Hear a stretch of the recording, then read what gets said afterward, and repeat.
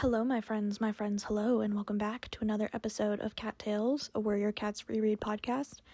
I'm your host, Coffee, and I'm back. Sorry for the 2 weeks of no podcast. I've had some life events happen. There was a death in my family. My grandfather, rest in peace. Not gonna go into it, but, it happens. People get old and they die, and that's what happens. And the other thing is I was having problems with my mic, and I thought it was the USB cable I used to plug into it. Nope. The USB port, somehow I broke it so badly that I can't use that mic anymore. So right now, I'm using my phone to record. So I apologize if the audio quality isn't perfect or if there's any background noise. It's pretty quiet in my room right now, so it should be fine, but just wanted to let y'all know, but it should be fine. We're gonna keep on trucking. I don't know when I'll be able to get a new mic because they are expensive. They're all like about $100 for the cheapest ones, so I need to save up a little bit to get a new one eventually, but it's not too high on my list of priorities right now because I'm broke. Yeah, so that's what's been going on. I apologize for the delay, but I'm back and we're gonna read some Warrior Cats today. We are still on book 6, The Darkest Hour, and today we're gonna be reading chapters 4 through 7. And where we last left off, Fireheart had made the journey to the Moonstone, and he had just touched his nose to the stone and closed his eyes, and he is ready to receive his 9 lives as leader. Chapter 4, Fireheart is in nothing but darkness and cold, and he's so cold his legs are cramping. He doesn't see any sign of StarClan, so he starts thinking something must be wrong. He opens his eyes a sliver, and then widens them as he sees the hollow at 4 trees in front of him, instead of the Moonstone. The oaks tower over him, and Silverpelt shines above. He wonders how he got here, and if this is in fact the dream Cinderpelt promised. Quote, he raised his head and looked up at the sky. He could not remember it being so clear. Silverpelt looked closer than he had ever seen before, scarcely higher than the topmost branches of the oaks. As Fireheart gazed at it, he realized something that sent the blood thrilling through his veins like liquid fire. The stars were moving. They swirled before his disbelieving eyes and began to spiral downward, toward the forest, toward 4 trees, toward him. Fireheart waited, his heart pounding, and the cats of StarClan came stalking down the sky. Frost sparkled at their paws and glittered in their eyes. Their pelts were white flame. They carried the scent of ice and fire in the wild places of the night. I was instantly reminded of The Sky is Falling from Chicken Little. Peak movie. I watched that on repeat when I was younger. Reading this, I got nostalgic for it. Fireheart crouched before them. He could scarcely bear to go on looking, and yet he could not bear to look away. He wanted to absorb this moment into every hair on his pelt so it would be his forever. After a time that might have lasted 100 seasons or a single heartbeat, all the cats of StarClan had come down to earth. All around Fireheart, the hollow of 4 trees was lined with their shimmering bodies and blazing eyes. Fireheart crouched in the center, surrounded on all sides. He began to realize that some of the starry cats, those sitting closest to him, were achingly familiar. Bluestar! Joy pierced him like a thorn in his heart. And Yellowfang! Then he drew in a familiar sweet scent and turned his head to see the tortoiseshell fur and gentle face that he had dreamed of so often. Spotted Leaf! Oh, Spotted Leaf! His beloved medicine cat had come back to him. Fireheart wanted to spring to his paws and yowl his joy to the whole forest, but awe kept him silent, still crouching. Welcome, Fireheart. The sound seemed to belong to all the cats Fireheart had ever known, and yet at the same time it was one clear voice. Are you ready to receive your 9 lives? Fireheart glanced around, but he couldn't see any cat speaking. Yes, he replied, forcing his voice not to shake. I'm ready. A golden tabby cat rose to his paws and strode toward him, his head and tail high. Fireheart recognized Lionheart, who had become Bluestar's deputy when Fireheart was still an apprentice, and who had died soon after in a battle with ShadowClan. He had been an old cat when Fireheart knew him, but now he looked young and strong again, his coat shining with pale fire. Lionheart! Fireheart gasped. Is it really you? Lionheart did not reply. When he was close enough, he stooped and touched his nose to Fireheart's head. It burned against him like the hottest flame and the coldest ice. Fireheart's instinct was to shrink away, but he could not move. With this life I give you courage, Lionheart murmured. Use it well in defense of your clan. At once, a bolt of energy seared through Fireheart like lightning, setting his fur on end and filling his senses with a deafening roar. His eyes grew dark, and his mind filled with a chaotic swirl of battles and hunts, the feeling of claws raking across fur and teeth meeting in the flesh of prey. The pain ebbed, leaving Fireheart weak and trembling. The darkness faded, and he found himself in the unearthly clearing again. If that was 1 life received, he had 8 more to go. How will I bear it? He thought in dismay. Lionheart was already turning away, moving back to his place in the ranks of StarClan. Another cat rose and came toward Fireheart. At first, Fireheart did not recognize him, but then he glimpsed a dark, dappled coat and bushy red tail and realized this must be Redtail.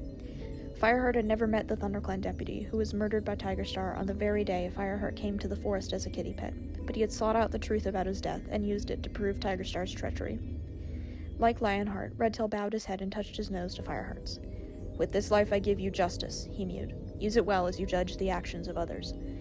Once more an agonizing spasm rushed through Fireheart, and he had to grit his teeth to stop himself from yowling. When he recovered, panting as if he had raced all the way back to camp, he saw Redtail watching him. "Thank you," the former deputy meowed solemnly. "You revealed the truth when no other cat could." Fireheart managed to nod in acknowledgement as Redtail went back to sit beside Lionheart again, and a third cat emerged from the ranks. This time Fireheart's jaws dropped open when he recognized the beautiful tabby, her coat glimmering with a silvery sheen. It was Graystripe's lost love, Silverstream, the RiverClan queen who had died bearing his kits. Her paws scarcely skimmed the ground as she bent down to him. "With this life I give you loyalty to what you know to be right," she meowed. Fireheart wondered if she was referring to the way he had helped Graystripe to see his forbidden love, trusting to the strength of their relationship even though it went against the warrior code. "Use it well to guide your clan in times of trouble," Silverstream urged him. Fireheart braced himself for another agonizing pang, but this time there was less pain as the new life rushed through him. He was aware of a warm glow of love, and realized dimly that that was what had marked out Silverstream's life. Love for her clan, for Graystripe, and for the kits she had died to give life to. "Silverstream," he whispered as the silver-gray she-cat turned away again. "Don't go yet. Haven't you any message for Graystripe?" But Silverstream said nothing more, only glancing back over her shoulder, her eyes filled with love and sorrow that told Fireheart more than all the words she could ever say. He closed his eyes, preparing himself for the next life-giving. When he looked up again, a fourth cat was approaching him. This time it was Running Wind, the ThunderClan warrior who had been killed by TigerStar in a fight near the Thunderpath. "With this life I give you tireless energy," he meowed as he bowed his head to touch Fireheart. "Use it well to carry out the duties of a leader." As the life coursed through Fireheart, he felt as if he were racing through the forest, his paws skimming the ground, his fur flattened by the wind. He knew the exhilaration of the hunt and the sheer joy of speed, and he had the feeling that he could outrun any enemy forever. His gaze followed Running Wind as he returned to his place. When the fifth cat appeared, his heart gave a leap of joy. It was Brindleface, Cloudtail's foster mother, who had been cruelly slaughtered by TigerStar to give the dog pack a taste for cat blood. "With this life I give you protection," she told him. "Use it well to care for your clan as a mother cares for her kits." Fireheart expected this life to be gentle and loving like Silverstream's, and he wasn't ready for the bolt of ferocity that transfixed him. He felt as though all the fury of their ancient ancestors, TigerClan and LionClan, were pulsing through him, challenging any cat to harm the weaker, faceless shadows that crouched by his paws. Shocked and trembling, Fireheart recognized a mother's desire to protect her kits, and realized how much Brindleface had loved them all, even Cloudtail, who was not her own. "I must tell him," Fireheart thought as the fury ebbed, before he remembered that he was bound to say nothing to any cat about what he had experienced in the ritual. Brindleface drew back to sit with the other cats of StarClan again, and another familiar figure took her place. Guilt washed over Fireheart as he recognized Swiftpaw. "I'm sorry," he murmured as he looked into the apprentice's eyes. "It was my fault you died." Angry at Bluestar's refusal to make him a warrior and desperate to prove himself, Swiftpaw had gone out to track down whatever was preying on the cats in the forest. The dog pack had killed him, and Fireheart knew he would blame himself forever for not trying harder to make Bluestar change her mind. But Swiftpaw showed no anger now. His eyes shone with a wisdom far beyond his age as he touched his nose to Fireheart's. "With this life I give you mentoring. Use it well to train the young cats of your clan." The life Swiftpaw gave him was a pang of anguish so great Fireheart thought it would stop his heart. It ended in a jolt of pure terror, and a flash of light red as blood. Fireheart knew he was experiencing what Swiftpaw had felt in the last moments of his life. "Well, that's dark." As it ebbed away, leaving Fireheart gasping, he began to feel like a hollow in the ground as rain falls into it and spills over. He thought that his strength would hardly sustain him to receive lives from the three cats that were still to come. The first was Yellowfang. The old medicine cat had the same air of obstinate independence and courage that had impressed and frustrated Fireheart in equal measure when she was alive. He remembered the last time he had seen her, dying in her den after the fire. Then she had been in despair, wondering if StarClan would receive her, even though she had killed her own son, Broken Tail, to put an end to his bloodthirsty plotting. Now the gleam of humor was back in her yellow eyes as she stooped to touch Fireheart. "With this life I gave you compassion," she announced. "Use it well for the elders of your clan and the sick, and all those weaker than yourself." This time, even knowing the pain he would have to bear, Fireheart closed his eyes and drank in the life hungrily, wanting all of Yellowfang's spirit, all her courage and her loyalty to the clan that was not hers by birth. He received it like a tide of light surging through him, her humor, her sharp tongue, her warm-heartedness, and her sense of honor. He felt closer to her than ever before. "Oh, Yellowfang," Fireheart whispered, his eyes blinking open again. "I've missed you so much." The medicine cat was already moving away. The cat who took her place was younger, stepping lightly, the sparkle of stars in her fur and in her eyes. Spotted Leaf, the beautiful tortoiseshell who had been Fireheart's first love. She had come to him in dreams, but he had never seen her as plainly as this since she had been alive. He breathed in her sweet scent as she bent over him. This cat, more than any, was the one with whom he wanted to speak, because the time they had had together had been too short to let them share their true feelings. They spoke 3 times.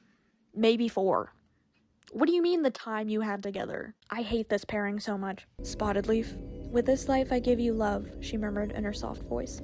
Use it well for all the cats in your care, and especially for Sandstorm. There was no pain in the life that poured into Fireheart now. It held the warmth of the high sun and Greenleaf, burning to the tips of his paws.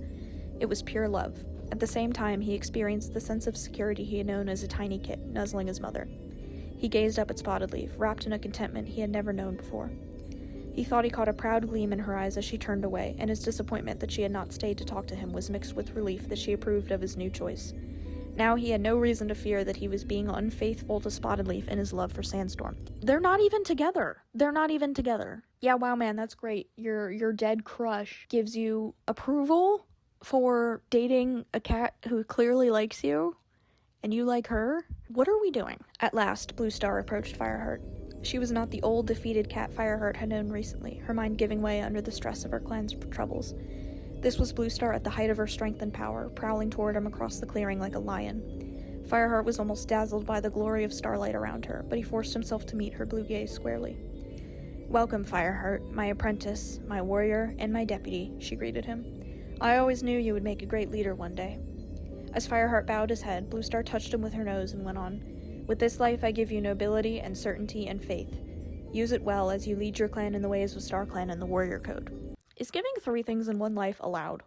Because everyone else gave him 1 thing, and Bluestar gave him 3. So is he cheating? Does he have 11 lives?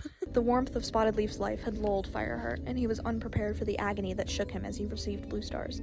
He shared the fierceness of her ambition, the anguish she had suffered when she gave up her kits, the ferocity of battle after battle in the service of her clan. He felt her terror as her mind fragmented and she lost her trust in StarClan. The rush of power grew stronger and stronger until Fireheart thought his pelt would never contain it. Just as he thought he must yowl his pain or die, it began to ebb, ending in a sense of calm acceptance and joy. A long, soft sigh passed through the clearing. All the StarClan warriors had risen to their paws. Bluestar stayed in the center of the clearing and signaled with her tail that Fireheart should rise too. He obeyed her shakily, feeling as if the fullness of life inside him would spill over when he moved.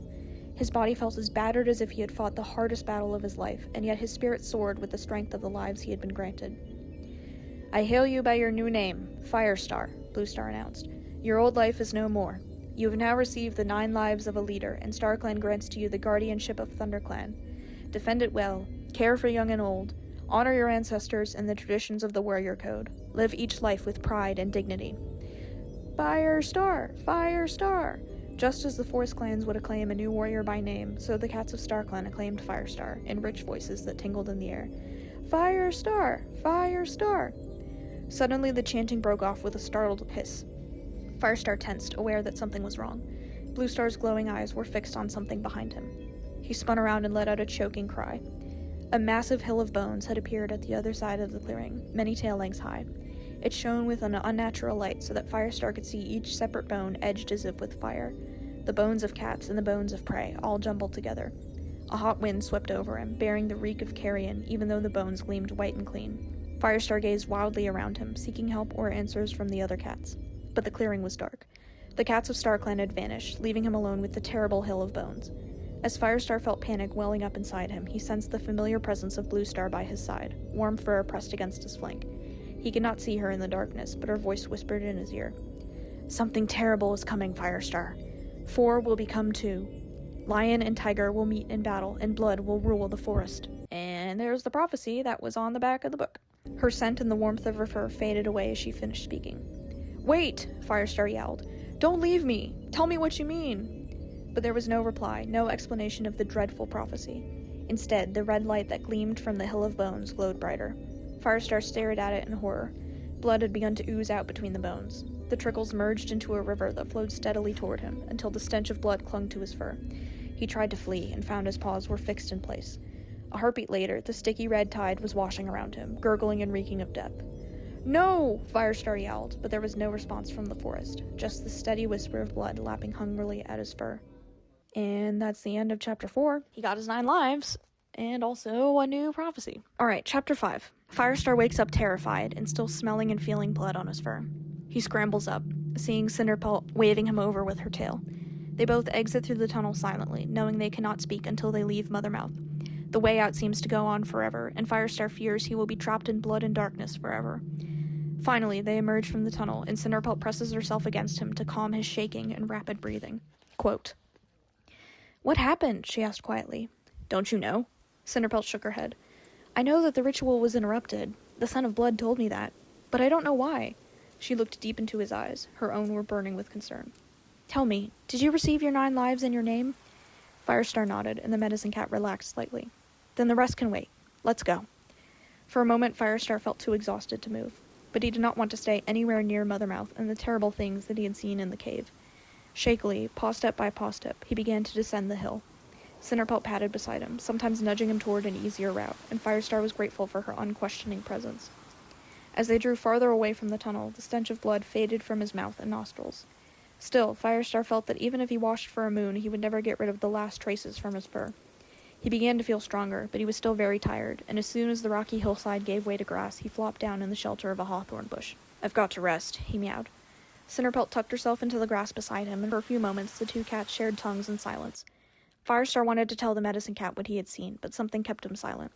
Partly he wanted to protect her from the dreadful fear he had felt. Even if she could explain what Bluestar's prophecy meant, would it help to have another cat look forward to the future with the dread that he now felt? And partly he hoped that if he never spoke of the dreadful vision, it might not come true. Or was there a curse on his leadership that nothing could avert? Bluestar had told him before she died that he was the fire who would save the clan. How could that be true if the fire was quenched by the tidal wave of blood he had just seen? Firestar had experienced prophetic dreams before, and he had learned to take them seriously. He could not ignore this, especially when it came at such a significant moment, while he was receiving his 9 lives and his new name. Cinderpelt broke into his reverie. "It's okay if you don't want to talk about it yet, you know." Firestar pushed his muzzle into her fur, grateful for her warmth. "I'll think about it first," he mewed slowly. "Right now, it's too close." He shivered again at the memory. "Cinderpelt," he went on, "I've never told any cat this before, but sometimes I have dreams that tell me about the future." Cinderpelt's ears twitched in surprise. "That's unusual. Clan leaders and medicine cats commune with StarClan, but I've never heard of ordinary warriors having prophetic dreams. How long has this been going on?" "Since I was a kitty pet," Firestar admitted, remembering the dream of hunting a mouse that had first driven him into the forest. "But I don't know if the dreams come from StarClan." After all, before he came to the forest, he hadn't even known about StarClan. Could they have been watching over him even then? The medicine cat's eyes were thoughtful. "In the end, all dreams come from StarClan," she murmured. "Do they always come true?" "Yes," Firestar replied, "but not always in the way I expect. Some are easier to understand than others. Then you should bear that in mind when you're trying to understand this latest dream." Cinderpelt gave him a comforting lick. "Remember, Firestar, you're not alone. Now that you're clan leader, StarClan will share many things with you. But I'm here to help you interpret the signs. Tell me as much or as little as you want." Though Firestar was grateful for her understanding, Cinderpelt's words chilled him. His new relationship with StarClan was driving him along new paths where he might not want to go. For a few heartbeats, he longed to be no more than a warrior again, hunting with Greystripe or sharing tongues with Sandstorm in the den. "Thank you, Cinderpelt," he meowed, forcing himself to his paws. "I promise I'll talk to you whenever I feel the need." But even though he meant what he said, deep down he wondered how helpful she would be. Firestar couldn't help feeling that this was something he had to face alone. He let out a long sigh. "Let's keep going." Firestar's strength begins to fail him as they pass Barley's barn. He's barely slept or eaten since the dog pack incident. Cinderpelt finally orders him to stop and rest, so they go to see if Ravenpaw and Barley are home. Quote, cautiously, the two cats approached the two-leg barn. Firestar was worried that the dogs might be unchained, but their scent was faint and distant. Much stronger was the Son of Cats, and as they drew closer, Firestar spotted a muscular black and white Tom squeezing himself through a gap in the door. "Barley," he meowed in greeting. "It's good to see you. You know Cinderpelt, our medicine cat?" Barley gave both cats a brisk nod. "It's good to see you too, Fireheart." "Firestar," Cinderpelt corrected him. "He's clan leader now." Barley's eyes widened in astonishment. "Congratulations. But that means that Bluestar must be dead. I'm sorry." "She died as she lived, protecting her clan," Firestar told him. "I can see there's a story to tell," meowed Barley, turning back to the barn. "And Ravenpaw will want to hear it." Come on in." Inside, the barn was warm and dark, full of the scent of hay and mice. Firestar listened to the telltale scuttering noises, and his head spun with hunger. "A soft place to sleep and all the prey you can eat," he remarked, trying not to let his desperate hunger show. "Better not tell ThunderClan or they'll all be out here wanting to be loners." Barley chuckled softly. "Ravenpaw," he called. "Come and see who's here." A dark shape sprang down from a nearby stack of hay with a welcoming purr. As an apprentice, Ravenpaw had been the only cat in ThunderClan who knew the truth about the death of Redtail, that he had been murdered by Ravenpaw's mentor, Tigerstar. When Tigerstar tried to kill his apprentice to prevent him from reporting what he had seen, Firestar had found this new home for him. The life of a loner suited Ravenpaw much better than that of a warrior, yet he had never forgotten his birth clan and remained a loyal friend to his former clanmates. "So Bluestar is dead," he murmured when Barley had passed on the news. His eyes clouded with grief. "I'll never forget her." Barley gave a comforting rumble in his throat, and Firestar sensed how welcoming he must have been to the scared young apprentice who had come to him so many moons ago. Straightening up, Ravenpaw flashed the black and white cat a grateful glance. "So you're clan leader now," he continued to Firestar. "StarClan made a good choice." He led the way to the other side of the barn. "Would you like to hunt?" "That would be great," replied Cinderpelt. She gave Firestar a questioning look and murmured, "Shall I catch something for you?" In spite of his exhaustion, Firestar shook his head. A fine clan leader he would make if he couldn't catch his own prey. He stood alert, listening, and dropped into the hunter's crouch when he heard a soft scuffling deep within the hay. Pinpointing the mouse by hearing rather than sight, he sprang and dispatched the creature with a swift bite. Ravenpaw was lucky, Firestar reflected as he picked up the prey in his jaws and patted back to the others to eat. This was twice the size of the leaf-bare thin mice in the forest, and easier to catch in the shadows of the barn. He gulped it down in a few famished mouthfuls and felt his strength beginning to return. "Have some more," Ravenpaw urged. "There are plenty here." When Firestar and Cinderpelt had eaten as much as they could manage, they lay in the soft hay, sharing tongues with their friends, and bringing them up to date with clan news. Ravenpaw and Barley listened, their eyes huge with shock, as Firestar told them about the dog pack. "I always knew Tigerstar was bloodthirsty," Ravenpaw meowed, "but I didn't think he would try to destroy a whole clan like that." "Thanks StarClan he didn't succeed," Firestar replied, "but he came pretty close. I don't want to go through anything like that again." "You'll have to do something to stop Tigerstar now before he tries something else," Barley pointed out. Firestar nodded. He hesitated, then confessed, "But I don't know how I'm going to do anything without Bluestar. Everything seems dark and overwhelming." He said nothing about the interruption of his leadership ritual, or the horror of his dream, but he saw from the sympathetic look in Cinderpelt's eyes that she knew what he was thinking. "Remember, the whole clan is behind you," she mewed. "No cat will ever forget that you and Bluestar saved us from the pack." "Maybe they expect too much of me." "Nonsense!" Cinderpelt's tone was bracing. "They know you're going to be a great leader, and they'll all stand by you to the last breath." "So will I," Ravenpaw offered, startling Firestar. The sleek black Tom looked slightly embarrassed as Firestar turned to look at him, but he went on. "I know I'm not a warrior, but if you want my help, you have only to ask." Firestar blinked his gratitude. "Thank you, Ravenpaw." "May I come to the camp soon?" Ravenpaw asked. "I'd like to pay my last respects to Bluestar at her burial place." "Yes, of course," Firestar replied. "Bluestar gave you the right to go where you like on ThunderClan territory. There's no reason to change that now." Ravenpaw dipped his head. "Thank you." As he looked up again, Firestar saw a glow of respect in his eyes. "You saved my life once, Firestar. I'll never be able to repay you for that. But if trouble with Tigerstar comes, I'll be proud to stand with the warriors of ThunderClan and fight him to the death." Ravenpaw Revenge arc. Oh my god. And that's the end of Chapter 5. Alright, Chapter 6. It's twilight when Firestar and Cinderpelt returned to camp. They had slept at the barn until about sun-high, then ate and traveled back. Firestar is still tired, but excited to see his clan again. As they enter, they're unnoticed at first. Whitestorm and Brackenfur are eating by the freshkill pile, while the apprentices wrestle nearby. Firestar reminds himself to get back to diligently training Bramblepaw. He can't give up his apprentice training duties just because he's a leader. Quote, "He was padding over to Whitestorm when he heard his name yowled loudly, and turned to see Ashpaw racing across the clearing from the Elder's Den. The apprentice's gray fur was bristling with excitement. "Fireheart! No! Firestar! You're back!" His noisy greeting alerted the rest of the clan, and soon they were pressing around Firestar, calling him by his new name and welcoming him home.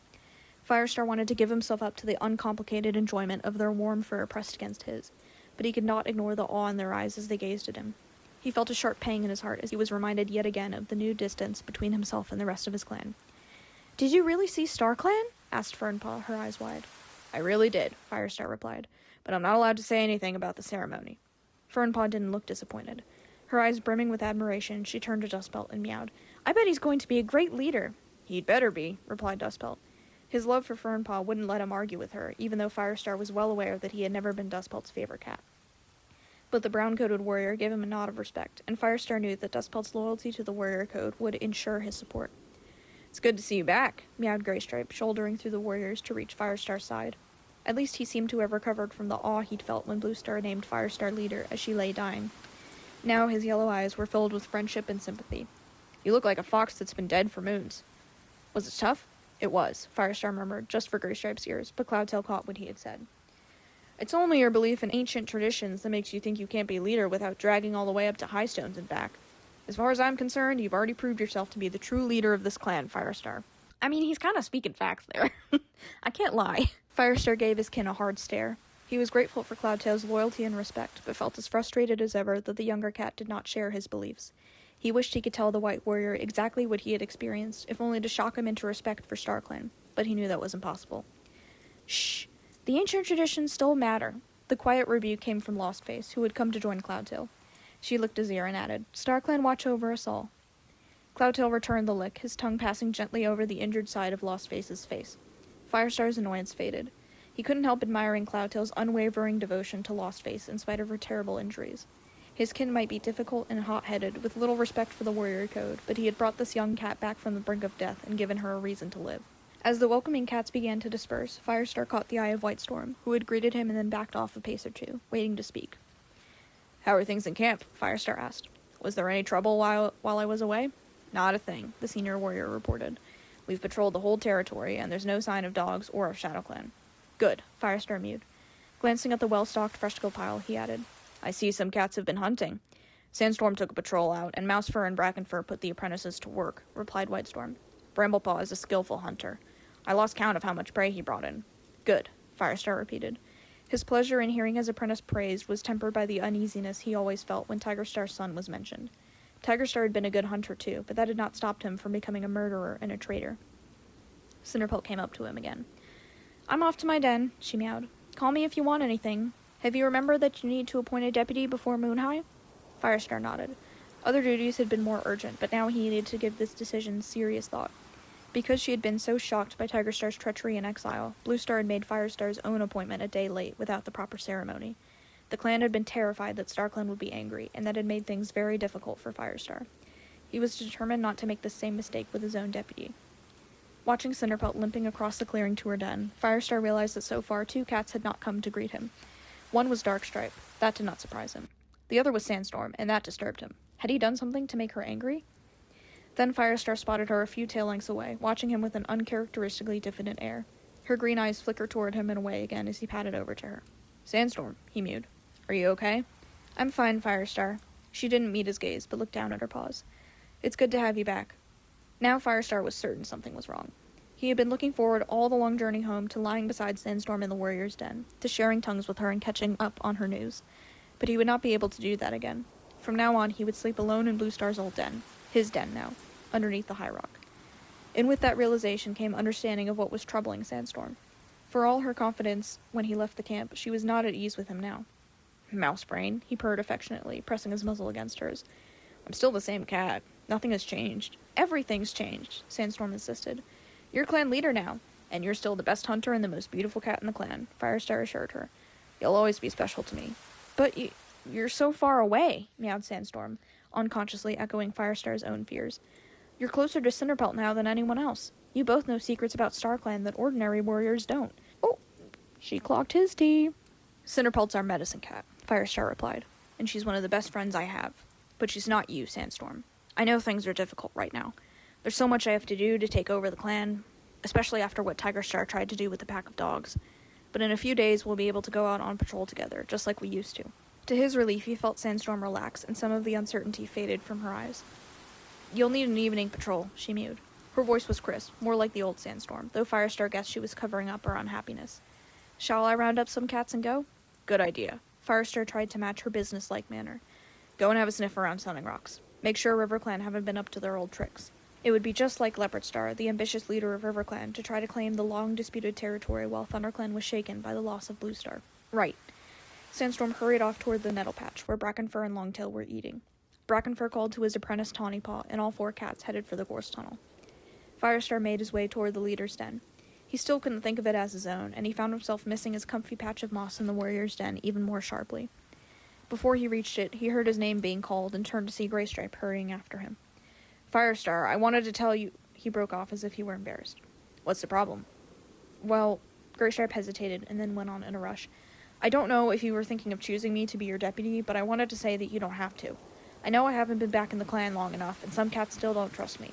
I won't be hurt if you pick another cat." Firestar felt a pang of regret. He would have chosen Graystripe above all other cats to hunt and fight by his side, and to give him the special support that a deputy gave the clan leader. But it was true that he could not choose Graystripe so soon after his friend's return from RiverClan. Though Firestar himself had no doubt of his friend's loyalty to ThunderClan, Graystripe still had to prove himself before the rest of the clan would accept him. Leaning forward, Firestar touched noses with his friend. "Thank you, Graystripe," he mewed. "I'm glad you understand." Graystripe shrugged, more embarrassed than ever. "I just wanted to say." He turned and vanished through the branches of the warrior's den. Firestar felt choked with emotion and shook himself briskly. Padding around the high rock to the den entrance, he heard movement inside. Thornpaw, the oldest apprentice, whirled around as Firestar went in. "Oh, Firestar!" he exclaimed. "Whitestorm told me to fetch you some new bedding, and some fresh kill." He flicked his tail to the far side of the den, where a rabbit lay beside a thick pile of moss and heather. "That looks great, Thornpaw," Firestar meowed. "Thank you, and thank Whitestorm for me." The ginger apprentice dipped his head and started to leave, only to halt as Firestar called him back. "Remind Mousefur to have a word with me tomorrow," Firestar mewed, naming Thornpaw's mentor. "It's about time we started thinking about your warrior ceremony. It's long overdue," he reflected. Thornpaw had proved himself an able apprentice, and would have been a warrior moons ago but for Bluestar's reluctance to trust any of her clan. He was the only one left of the group that had included Swiftpaw and Lostface, neither of whom would ever experience a warrior ceremony. Thornpaw's eyes lit up with excitement. "Yes, Firestar. Thanks," he meowed, and dashed off. Firestar settles into his nest and eats, aware that he isn't surrounded by den mates anymore, and Bluestar's scent still lingers a little bit.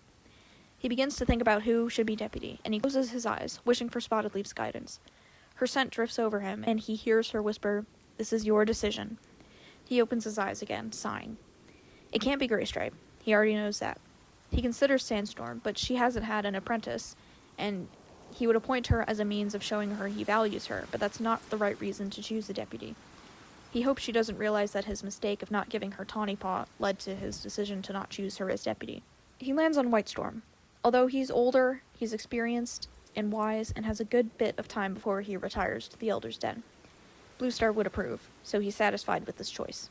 He dozes off, not fully falling asleep, until moon-high. Quote, several of the clan were pacing among the ferns at the edge, obviously waiting for the announcement. Sandstorm and the evening patrol had returned, and were eating their share of the fresh kill. Firestar flicked his tail in greeting to the ginger she-cat, but did not go over to speak to her. Instead, he sprang up onto the high rock and yelled, "Let all cats old enough to catch their own prey join here beneath the high rock for a clan meeting." His summons was still ringing in the air when more cats began to appear, slipping from the shelter of their dens or padding into the moonlight from the shadows around the edges of the camp. Firestar saw Darkstripe stalk into the open and sit a few tail lengths away from the rock, his tail wrapped around his paws and a scornful look in his eyes. Unobtrusively, Brackenfur followed him and took up a position close by. Bramblepaw emerged from the apprentice's den. Firestar couldn't help wondering if he would go over to Darkstripe, but he stayed with his sister Tawnypaw near the edge of the gathering crowd. The eyes of both apprentices were watchful, flicking back and forth. As Mousefur walked past them, she snapped at Tawnypaw, and the younger she-cat turned her head away sharply, as if she and Mousefur had disagreed over something. Tawnypaw was bright and very confident, Firestar reflected. He wouldn't be surprised if she offended the experienced warriors now and then. Sandstorm and Graystripe were sitting together near the rock, close to Cloudtail and Lostface, and the elders all came out in a group and settled down in the center of the clearing. Firestar saw Whitestorm strolling over from the nettle patch with Cinderpaw. There was no air of anticipation about him as he stopped for a quick word with Fernpaw and Ashpaw before taking his own place beside the high rock. Swallowing his nervousness, Firestar began. "The time has come to appoint a new deputy." Pausing, he felt the presence of Bluestar very close to him as he remembered the ritual words she used to speak. "I say these words before StarClan," he continued, "that the spirits of our ancestors may hear and approve my choice." By now, all the cats had turned their faces up to him. He looked down at their eyes gleaming in the moonlight and could almost taste their excitement. "Whitestorm will be the new deputy of ThunderClan," he announced. For a heartbeat there was silence. Whitestorm was blinking up at Firestar, a look of pleasure and surprise spreading over his face. Firestar realized that the surprise was part of what he liked so much about the old warrior. Whitestorm had never assumed that he would be the one chosen. Slowly he rose to his paws. "Firestar, cats of ThunderClan," he meowed. "I never expected to be given this honor. I swear by StarClan that I will do all I can to serve you." As he finished speaking, sound gradually swelled from the assembled cats, a mixture of yowls and purrs and voices calling, "White Storm!" All the clan began to press around the white warrior, congratulating him. Firestar knew that he had made a very popular choice. For a few moments, he remained on the high rock and watched. A new feeling of optimism surged through his paws, filling him with confidence and warmth. He had his 9 lives, he had the best deputy a cat could wish for, and he had a team of warriors who were ready to face anything. The threat of the pack was over. Firestar had to believe that soon they would be able to drive TigerStar out of the forest for good. Then, just as he was poised to leap down and offer his own good wishes to Whitestorm, he caught sight of Darkstripe. He alone of all the cats had not moved or spoken. He was staring up at Firestar, and his eyes burned with cold fire. Firestar was instantly reminded of the dreadful vision in the ceremony, the hill of bones and the tide of blood that had flowed from it. Bluestar's words rang in his ears again. 4 will become 2. Lion and tiger will meet in battle, and blood will rule the forest. Firestar still did not know what the prophecy meant, but the words were laden with doom. There would be battle and bloodshed. And in Darkstripe's malignant stare, Firestar seemed to see the first cloud that would eventually unleash the storm of war.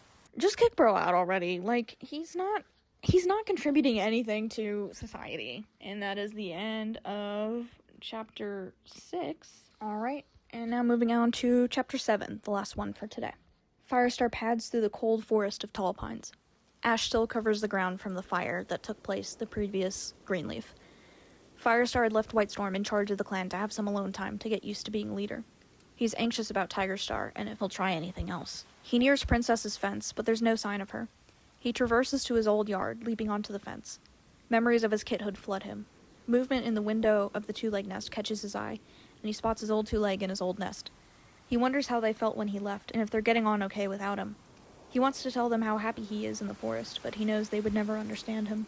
Quote, "He was bunching his muscles, ready to leap down into the forest, when something black and white moved in the next garden.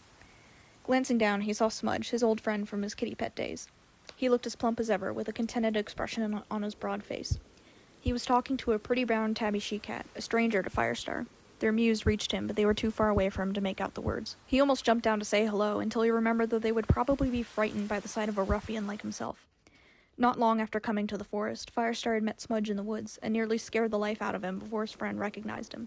The life he led now was worlds away from theirs. The sound of a door opening roused Firestar from his thoughts, and he edged along the fence into the shelter of a holly bush as one of his old two-legs came out of the house and called. At once the pretty round tabby meowed goodbye to Smudge and scrambled under the fence that divided the gardens. She ran up to the two-leg, who scooped her up and stroked her before carrying her indoors, purring loudly. She's their new kitty pet, Firestar thought. The closing of the door stirred a pang of envy in him, just for a heartbeat. The little tabby would have no need to catch her prey before she could eat. She would have a warm place to sleep, and no risk of dying in battle or from one of the many dangers that beset the forest cats. She would have the friendship of Smudge and other kitty pets, and the care of her two legs. Everything that Firestar had turned his back on to live as a clan cat in the forest. But at the same time, she would never know the satisfaction of learning warrior skills, or of racing into battle beside her friends. She would never understand what it meant to live by the warrior code, and to follow the will of StarClan. If I could relive my life, Firestar thought, I wouldn't change a thing. Suddenly, claws scrabbled on the fence below him, and from the corner of his eye he caught a glimpse of quick brown movement. Turning his head, he found himself face to face with Bramblepaw. It was a moment before Firestar recovered himself enough to speak. What are you doing here? I followed you from camp, Firestar. I was curious about where you were going, and I wanted to practice my tracking skills. Well, they seem good enough if you got this far. Firestar wasn't sure whether he was angry with his apprentice or not. Bramblepaw shouldn't have followed him without permission, but it was impressive to have tracked him all the way from the camp. He felt a twinge of guilt, too, that Bramblepaw should have caught him looking over a two-leg fence at a pair of kitty pets. Once before, when Firestar was an apprentice, TigerStar had spied on him and caught him talking to Smudge. The huge tabby had reported straight back to Bluestar, deliberately calling into question Firestar's loyalty to clan life. Meeting Bramblepaw's eyes, Firestar saw the young cat's nervousness fading, to be replaced by a steady gaze, as if he were weighing his mentor up. It was a long, intelligent look, and Firestar realized that he could see respect in the amber depths. He was aware yet again of his certainty that Bramblepaw could be an outstanding warrior if only he could escape his father's dark heritage. But would Bramblepaw ever be truly loyal to his birth clan, with his father still in the forest? Once again, his father has nothing to do with him. Can I trust you? Firestar blurted out suddenly. The young cat didn't rush to defend himself. Instead, Bramblepaw held him with that serious gaze for a moment more. Can I trust you? He responded, twitching his ears in the direction of the two-leg garden. Bristling, Firestar initially had no intention of justifying himself to his apprentice. It was not Bramblepaw's place to question the actions of his mentor, who also happened to be clan leader. But in spite of the guilt Bramblepaw's question had provoked, Firestar couldn't help admiring the spirit that had dared to ask. He took a deep breath.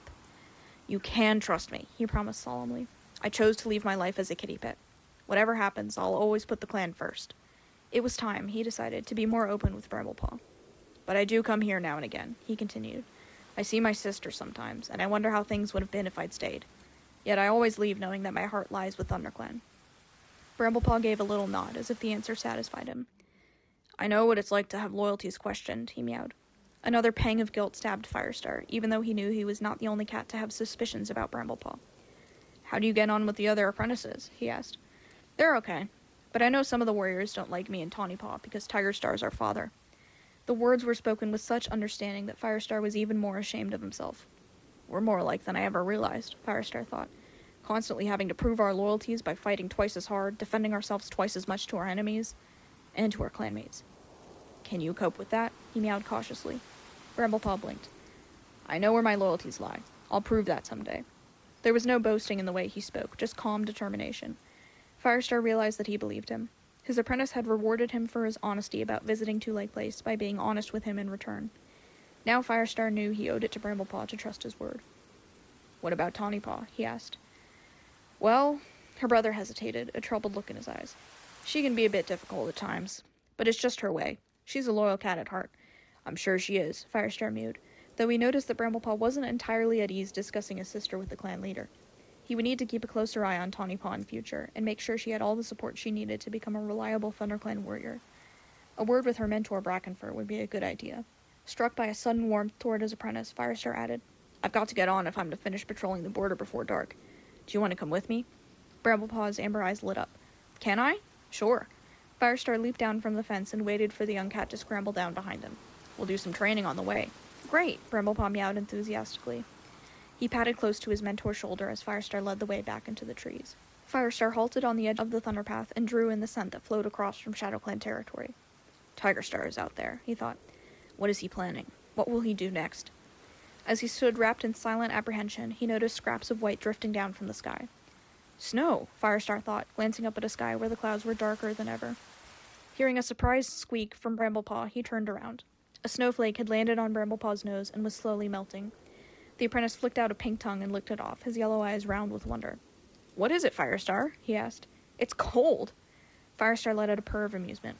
"It's snow," he replied. "It comes in leaf bear. If it goes on like this, the flakes will cover all the ground in the trees." "Really? But they're so tiny." "There will be lots of them, though." The flakes were already growing larger and falling more thickly, almost hiding the trees on the other side of the Thunderpath and smothering the ShadowClan scent. Even the roar of the monsters was muffled, and they moved slowly, as if their glowing eyes couldn't see well through the snow. Firestar knew that snowfall would bring more problems to the forest. Prey would die in the cold, or huddle deep in holes where hunters could not follow. It would be harder than ever to feed the clan. His apprentice was watching the falling flakes with wide eyes. Firestar saw him reach out one paw tentatively to dab at one of them. A heartbeat later, he was leaping and whirling with high-pitched mews of excitement, as if he were trying to catch every single flake before it reached the ground. Firestar was surprised by a rush of affection. It was good to see the young cat playing like a kid again. Surely the dark-hearted Tigerstar had never chased snowflakes just for the joy of it? Or if he had, when had he lost the joy and begun to care only for his own power? There was no answer to that question, and Firestar knew that for Tigerstar, just as much as for himself, there was no going back. Their paws were firmly on the path StarClan had decided they must follow, and sooner or later the two leaders would meet to decide who should remain in the forest. Ah yes, the autistic empathy for a horrible person and how they were once a kid who got corrupted somehow. Well, that's the end of chapter 7, and that's where we're going to end for today. Yeah, I wonder what the lion and tiger prophecy is all about. And the Hill of Bones with all that blood? That's not good. And it's the last book of the arc, so I'm wondering what else they could possibly fit into here, even though there's a good portion of the book left. Alright, well guys, thank you so much for joining me. Thank you for being patient while I took a couple weeks. It was an unintentional break. I'm gonna do my absolute best to be more regular and stick to my schedule of posting on Mondays, and it should be doable. So, thank you guys very much for joining, and I'll be back next week for updates on the podcast. Follow my socials. The handles are in the description. I'm on Instagram, I'm on Twitter, I'm on Blue Sky. If you follow those accounts, you'll be able to see updates, and I've been posting on specifically Twitter and Blue Sky about the podcast being delayed, so If you're ever wondering what's happening, peep one of those pages. If for some reason I'm not back in a week. Okay. Well, anyway, thank you guys so much for joining me, and may StarClan light your path.